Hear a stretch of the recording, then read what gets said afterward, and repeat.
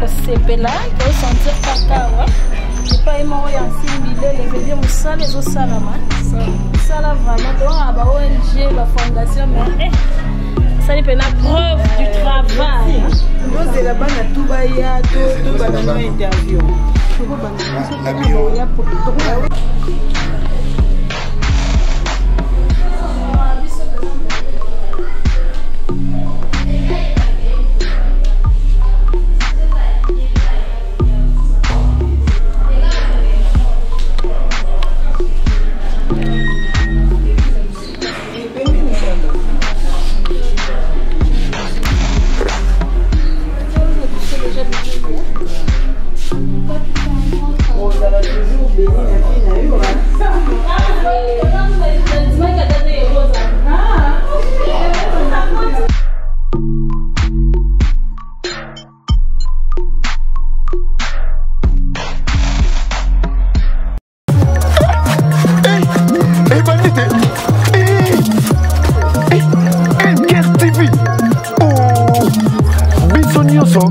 abonné na MKR TV.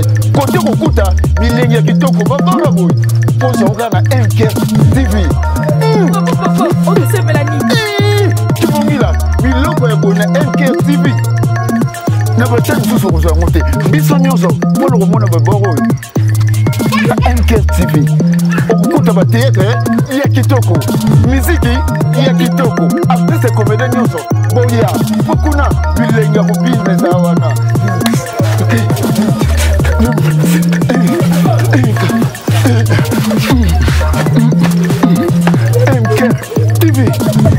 MKR TV, Mino, Bachanya Nkuta, Bokama, MKR TV, Suki Sabino.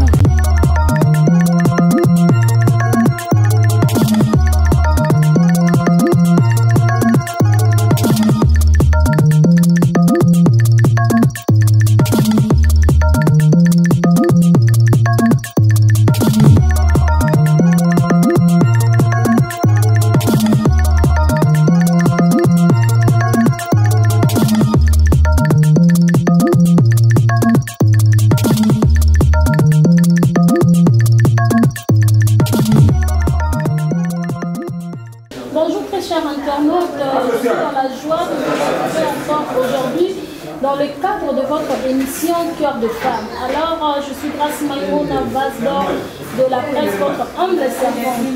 Dans la diversité de nos invités, aujourd'hui, très chers internautes, nous avons reçu pour vous une grande dame parce que cœur de compassion, ils auront toujours wana pour yambela bino, bah maman, cœur de femme, les awana pour yambela bino. Dans MKR TV, nous avons l'habitude de dire qu'il est question du cœur.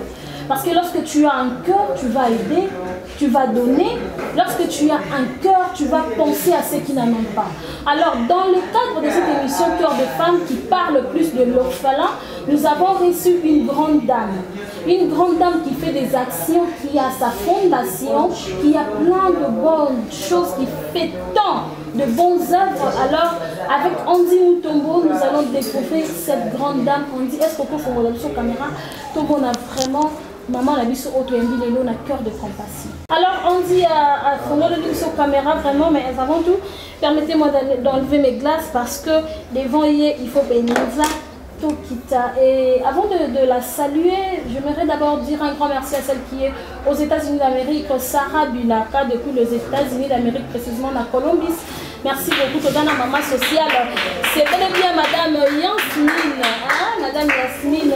Bonjour Madame Yasmine. Oui, bonjour. Bonne santé Maman. Oui, santé, c'est très bien. Par la grâce de Dieu, ça va. En tout cas, c'est un homme qui a beaucoup d'années sur notre lot. Il y a vraiment le lot Awa.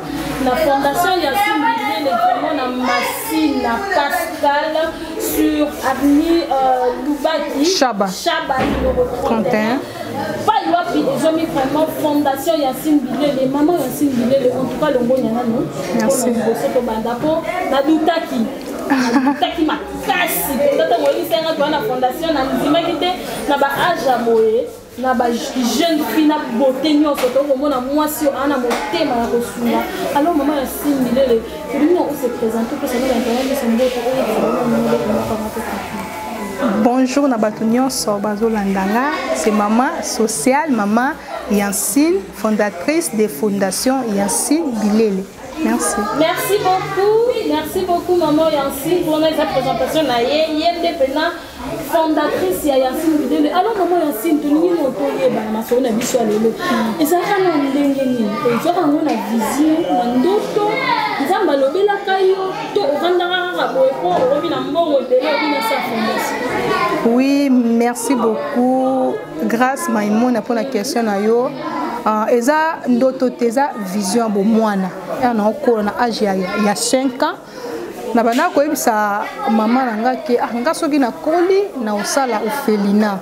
Soki na koli na kosunga ba mama veuve parce que papa akufaka pe atikanga na âge ya 5 ans. OK, c'est ça. Ndé na ba ke non so na koli fona sunga ba veuve na ba orphelin eza vision bo mwana. Il orphelin wana omona ngo temo yebi oleki na ba vi wana. Oui, c'est ça. Oleki na passe wana ndé esale ke olo ba kenga lobi pe fona sunga ba orphelin. Alors na âge nini pe na précise ko yo banda ki fondation. Ba to kando ko na ki bo mama pe na âge moko ko na tani na ba neni ataki ko ba na neni o banda ka fondation. Bon, eza vision bo mwana mais on a commis na 2017. Le 27 mars 2017 na mboka ona zalaka nde na bana ko ke ko visiter bo felina bato. OK. Na ke na ko visiter mo mke na zaona son biloko na ke ko tika nde chumo na ke ko tika na felina moko na zongi na ngapela kenda na lali esprit na moment ce que kompe yo au sala oyo lobaka na nga na sala yo moment yango fo yo pe au sala nde na ko proposer mobile na nga po vision eza ngamba eza ya papa te. OK. Mais la prière je so bali. Oui, si na bali na boti déjà pe bana nde na ko bisa mobile na nga ayibisa vision eza yo eza ngate nga na préférer na pe so mbongo ya commerce tellement pe oza makasi na commerce osala makambo mais so obi lelo yo senge moni ba mibali bazaka na mibali ke lelo senge mambo felina obaye nda pesanga fond ya commerce na bandi commerce na nga mukie na commerce na nga na bandi ko na ba bénéfice wana nazo bomba na banque muke nde na ekozwa ndako kufutela na banda na liboso na Kenya pona na ofina mibali awa tina Kenya na bandi na Kenya mwa ndako muke na bandi pe kozwa ba document na bandi nde nzambe te manzamba za nzamba ba ofele atika makambo o na osala te ba ofele te na ba veuve te no moni nzamba chaki lobo. Parlons de Kenya maman Yancine. Ezaki oza congolaise ya. Oui. Mais tout monde ozaki na kati ya Kenya. Ça a été facile pour toi na terre où eza ya yote, mais tu l'as possédé au sali au bandi moi œuvre moko bo ezaka très difficile. Ezaka facile pour na yo installer ONG na Kenya. Bon, c'est pas facile, mais tellement na sali 15 ans, na boti ba na kuna. Na sali 15 ans, na na ba na déjà kuna. Nde senga kaka na oui. D'accord. Naza pe Kenyan na ba document ndo mona kende ko zwati, omoni nzambe pache loboko nde eko funga. Après na eko zwa sui makanisi nga bino. Nga naza congolaise, fona sala pe loko na mboka na nga. Ndo moni na yaki na Congo wana mukepe kana zaki na ba bénéfice kana salaka. Ndo moni na yaki kozwa mwa ndaku yako futela na Kinshasa na Masina pe. Na zimwa ndaku na zwi na bandaki na bana muke 5 bana na chebana ba mama veuve na bandena bango lokwa 10 mama na chebango. Et comme moi, ma problème est si quand on a banné qu'on fout la maman, on a comme ça comme fin du mois, à Baxeling en bongo, loyer mati, domoni.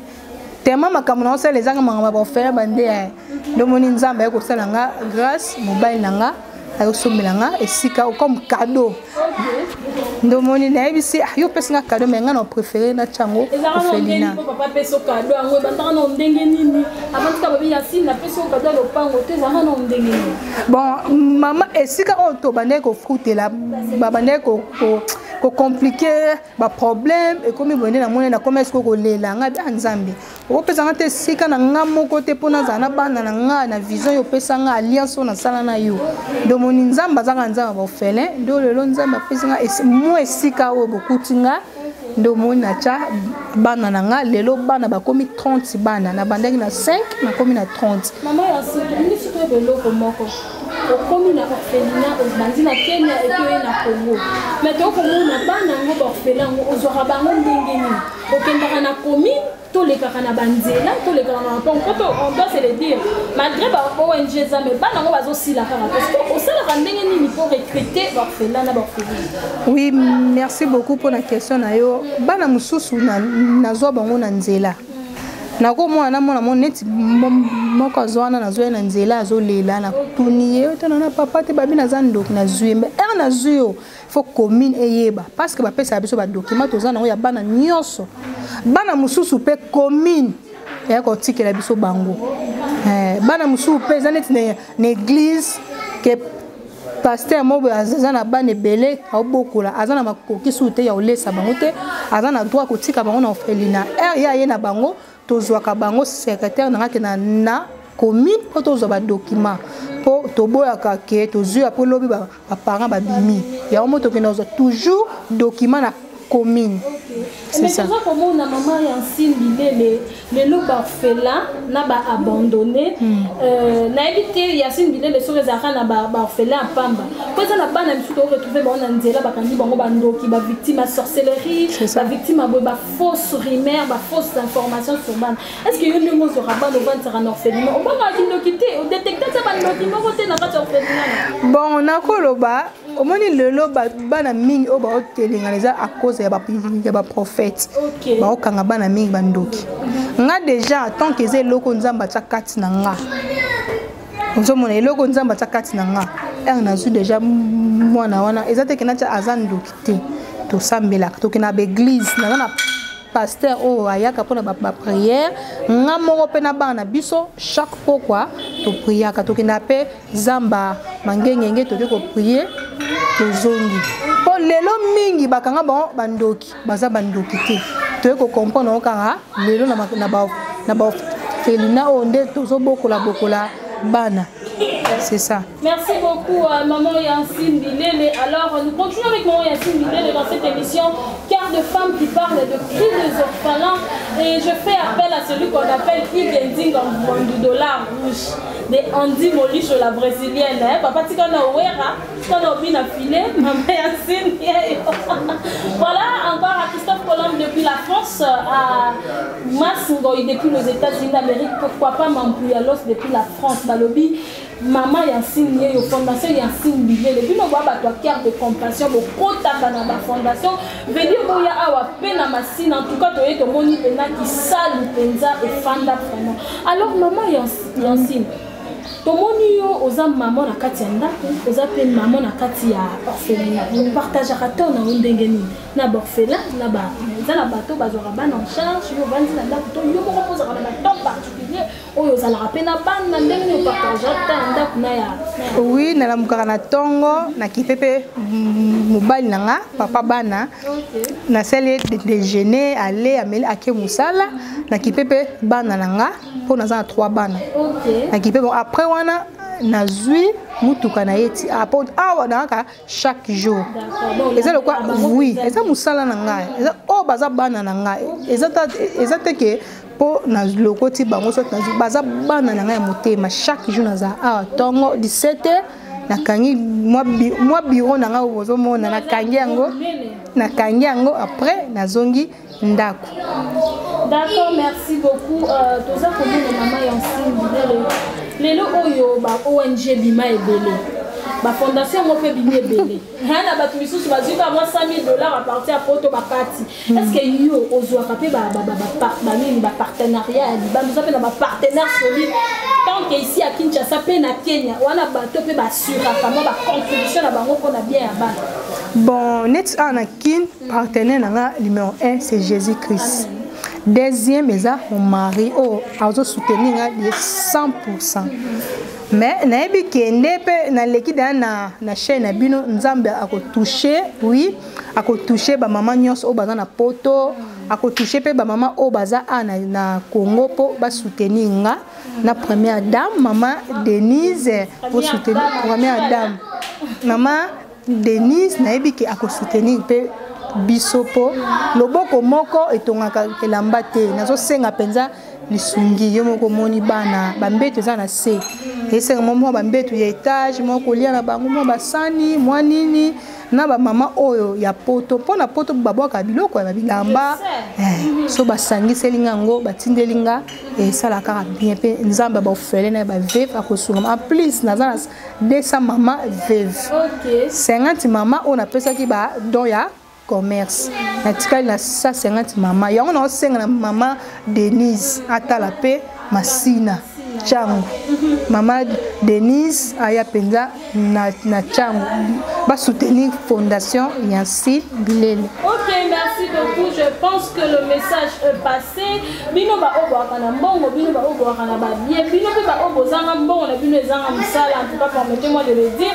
Yancine Bilele Fondation eza awa cœur de compassion Soraya qui vous la Christelle Mbemba maman sociale ok na repesa badon Yancine Bilele yango. Alors maman Yancine, toi comment on a ba ONG kaka nde na ngolo bezebe les relations na yo na bango ezala pe am siko lo wana Yancine Bilele depuis côté la bana bisika mususu to sukara kaka na Yancine Bilele te na kenda pe na ba felina mususu neti na otiko ke na felina moko na exemple na kisenso so felina on peut en ya sur comme tout le vie que dans l'hôpital ba posa so mona kende na kisenso mais na kenda pe ba moko bele na kenda Goma ba image za Tanzanie Uganda pe na kenda sa badon naza penza fondation internationale. Ok, fondation internationale Yancine Bilele longonya na maman.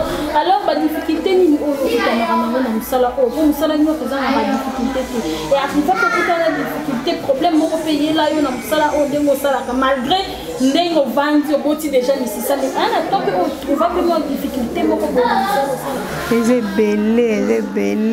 ezebele makasi neti mususu tozwa mwana mobo azaki na un mois ba ko boaka à na porte tozuye mona to kolisa comme na 2 ans ba tout ba yesu ko yiba biso ye d'accord c'est que maman na mtu akika ko déposer poto boko la après aya ko yiba ye arriva pe mona mo pa ku felo na felina te wana pena na ne ko mate mais ba ka malade ndeza malade za en partenariat na hôpital mususu na ngambu na awa nde na za et bon na école ça la rappelle que au foot araba na bana école non à part bano batanga kana bana ba oyekola ba métier bazali oui tozan couper couture awa informatique ba rapé kozwa c'est ça ok merci beaucoup alors retenu tozo que vraiment beaucoup pour na kochiter bien que maman Yancine lelo oyo to moyo ça déjà ONG les perspectives donc lo koni oyo lelo ce qui partenaire moraux depuis que Jésus Christ est partenaire papa na biso papa Angelo hein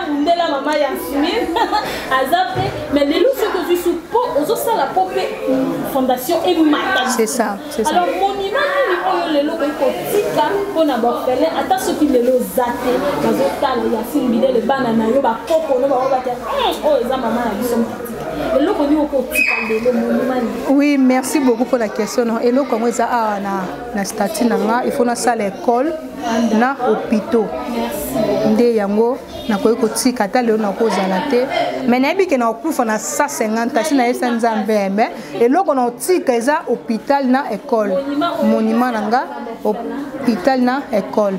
Merci. Ok, merci beaucoup. Alors, très chers abonnés de Anchor TV, une seule chose, abonnez-vous massivement. Ça, c'est votre émission Cœur de Femmes qui reçoit pour vous de femmes qui font de bonnes œuvres, des œuvres caritatives. Parmi ces femmes, il y a Yancine Bilele, la grandeur dans la simplicité. En tout cas, moi, je ne pouvais pas y croire qu'elle pouvait faire de telles choses à son âge avec la charge du courant. Mais du moins, elle a pu faire quelque chose sans honneur et aux autres applaudir. Alors, maman Yancine, comme il a vu déjà dans Souka, l'émission, moi, il a dit que on a rabé la chute, et puis ça la rabadon, mais Yancine paye. Donc on a Eric Mandal, donc on a tête tendai, donc on a rabé Igending en Voandu. Parce que il a pas de États-Unis. Moi, maman livre l'MBP, maman présidente de la vie sur honoraire, grande dame honoraire, il n'y a pas ça la rabadon. Maman n'y a qu'au moins il est. Oui, merci beaucoup. En tout cas, nous avons na batu nyonso ba kondi nyonso ya mboka bo soutenir nga parce que loko nazo sala po nazo silsa ba shege na mboka na biso mama Denise mama Olive mama di mama mama na senga mama nyonso bo soutenir nga ba papa nyonso partout dans le monde ba jeune fi pe loko anga boya toza pe na groupe les amis de fondation Omba oui les amis de fondation boya et kozala bien dollar rouge ndinga Vandu madame nae andi molisho en tout cas nazo benga bino nyonso boya bo soutenir nga po loboko moko ekokaka te so boye moi 3 mois 4 ezala bien na pesi ba mbote nanga na leki nanga motema Kevin Wenga na famille nanga mobimba toza pe na page Facebook Fondation Yacine Bilele toza pe na chaîne na biso ya YouTube Yacine Bilele TV. Merci beaucoup en tout cas na sepeli. En tout cas, merci beaucoup maman Yacine, merci de nous avoir accordé le temps pour nakoyamba lelo ozaki na occupation belé mais du moins oye oyambi biso et puis nous t'encourageons. Merci tout ce que tu fais va de l'avant. Un cœur TV biso toi un cœur TV to bara il est question du cœur. Pour ça mon thème limité mon thème boye rosate donc pour ça maramba boye moi na yote il faut ça. C'est ça. Alors merci beaucoup Fondation Yacine Bilele les awana lelo un cœur TV ayaki ensemble na cœur de compassion, cœur de la femme, aux Aranasima, maman Yacine, comme un moment qui est bien. Alors, tout est bien qui finit bien. Nous sommes arrivés à la fin de cette émission, très chers internautes. Je profite encore de cette occasion pour faire un appel spécial à celle qu'on appelle Rose Bombola, Rosée Coiffure de Sapiaolo. Pour nous, papa Patrick, maman Yacine. Vraiment, merci beaucoup à toutes les personnes qui m'aiment, à toutes les personnes qui vont s'abonner sur N-Cœur TV. N'oubliez pas surtout de cliquer sur la cloche à l'invitation. Alors, nous allons partir prendre les images, nous allons voir comment est-ce que les enfants se comportent. Et puis nous allons nous retrouver tout juste après pour clore dans cette émission. C'est parti avec Andine. Alors, Toza Awa, maman Yacine, Tomoni Bana, ok, présenter biso équipe ezandenge nini Bana et tout wapi Yaya na bangwa liboso. Oui, Bana bango yeyo, Yaya yeyo. Yaya kombo nani? Nancy. Ok, Yaya Torozoe Nasima. À part Yaya bongo maman ou aboko. Maman yeyo. Ok. Aboko la bango. Wana papa secrétaire. D'accord, merci beaucoup. Alors les Yaya, bonjour. Kwa za mama abino tu babi singa bwana mingongo bien fort. Bo bwana no mo kunga to yo.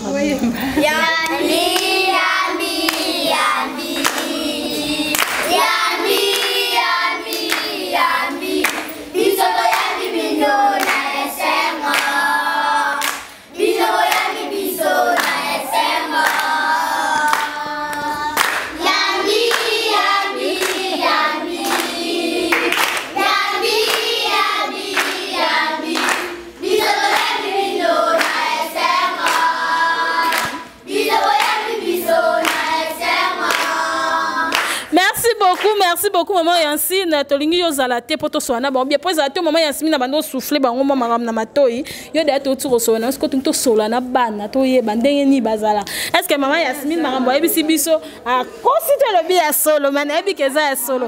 OK, bonjour maman. Babi biso yo nde maman bano bota bane belé.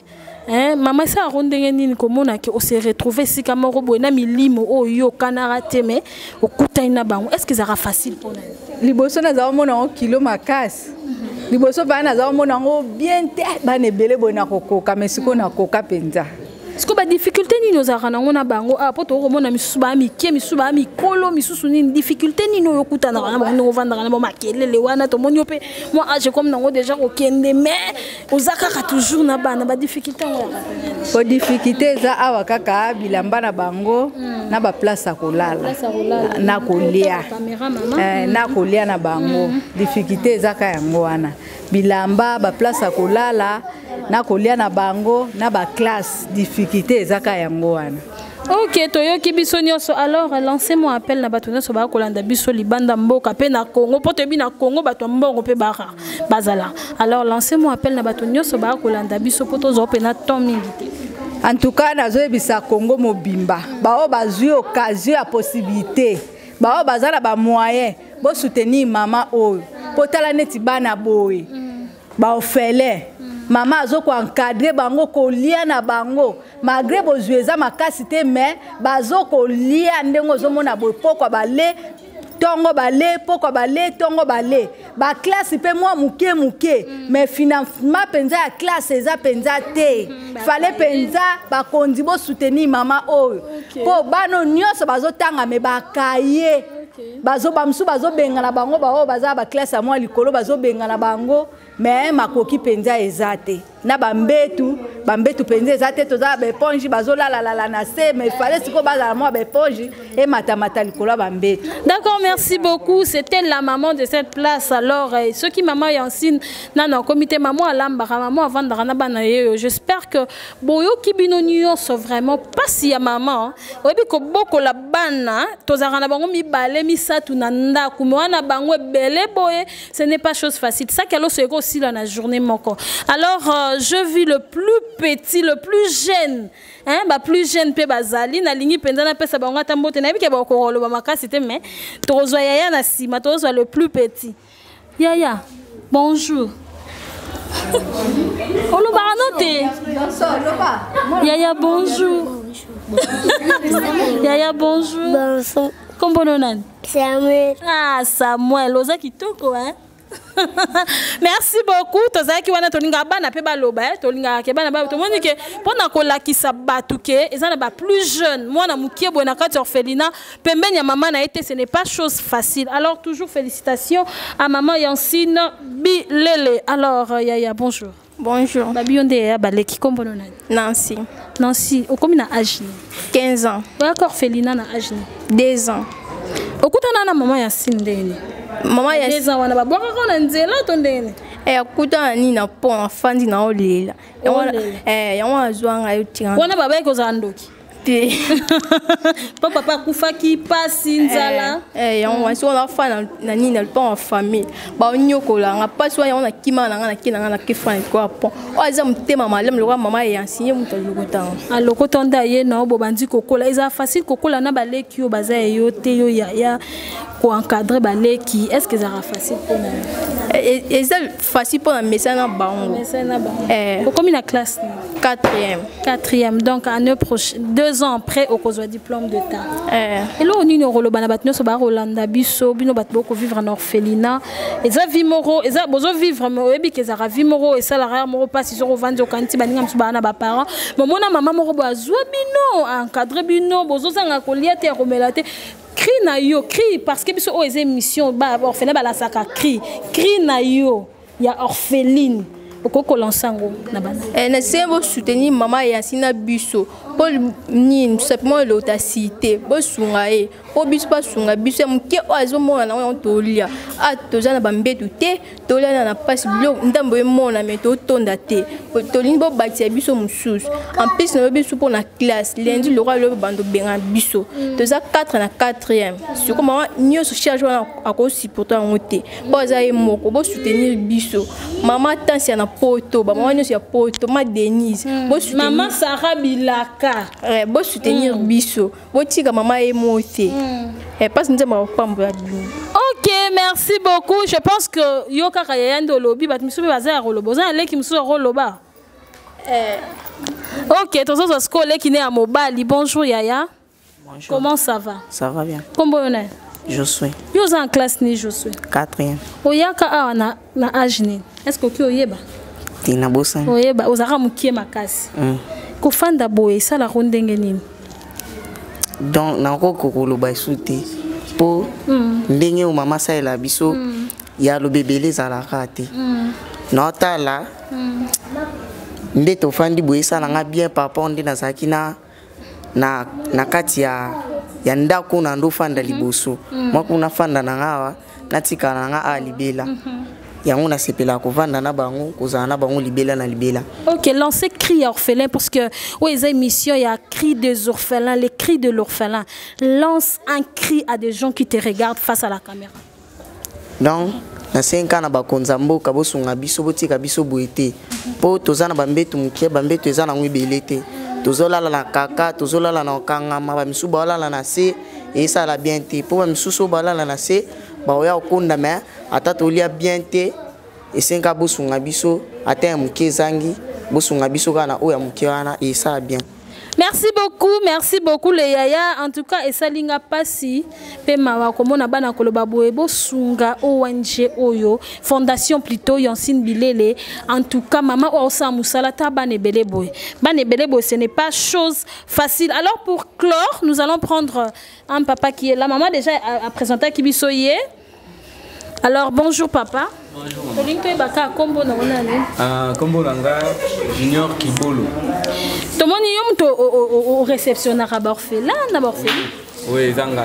Est-ce que aux oraba on ba ya ramba mo ba kotito ezana na procédure mo pe fo ba landa. Te procédure ezali. Procédure eza bena ya munene. Mona soki tozi mona orphelin, orpheline. Essayez d'abord de identifier. Ok. Aouti wapi, kombo na nani, papa na nani, tout ça, promesse na nani. Pas c'est à ma casse quand on a au bazar Mickey. Au bazar Mickey, bon, moi il y a quoi identifier les athées. Ok. Bon. Tant que tu identifies, faut ça la sigo dossier à moi na moko. Ok. Tout ça du dossier, tout carré quelque part. Bon maman, faut ça à moi quelque part. D'accord. Mais difficulté ça. Alors à part orphelin, ba veuve, besoin rappel ba malade mentaux, ba abandonné, ba chèque. Est-ce que besoin ba malade mentaux, ba bateau ba on a problème mon mutu ba. Tout ça na ba vulnérable belé, tout ce que quand na ba orphelin, na ba veuve té. Tout ça na ba fille mère. Fille mère. Ça na ba fille mère, c'est quand même ba 15 ba ya réunion, ba na réunion ba le dimanche. Donc voilà. Alors, le bénéfice ni où est la fondation Yancine Bilele? Bénéfice penza ezate. Bénéfice ezate. Pour ça on va pour la compassion. Pour la compassion kaka eza musala kaka auto ndima ko sala. Alors cri de l'orphelin, est-ce que l'on sait pas cri de la part ya bana? Cri ya bana bitike ezaka ke ba konzo ba olanda na minute oyo bosunga fondation Yancine Bilele. Yembo ko kokate. Besoin eza ebele. Bosunga vraiment. Merci beaucoup. Alors, nous sommes déjà comme ça à la fin. Toromona makelele yandi heureusement randenge rolekela raboye toromona ra makelele ya rosala mara parce que to kitaki na kati ya fondation Yancine Bilele en tout cas le travail awa kisalweza c'est très bien to yoki bisonyoso to zapena arme rotia bino te po bosunga mais quand tu as un cœur tu vas aider. Un cœur qui a la compassion aide, donne, partage. Alors bosunga borfela. Nous sommes arrivés à la fin. C'était bel et bien votre mission Cœur de femme dans les cris de l'orphelin. Nous allons nous retrouver prochainement. D'ici là, portez-vous bien. À la prochaine. Ciao, ciao. Bye.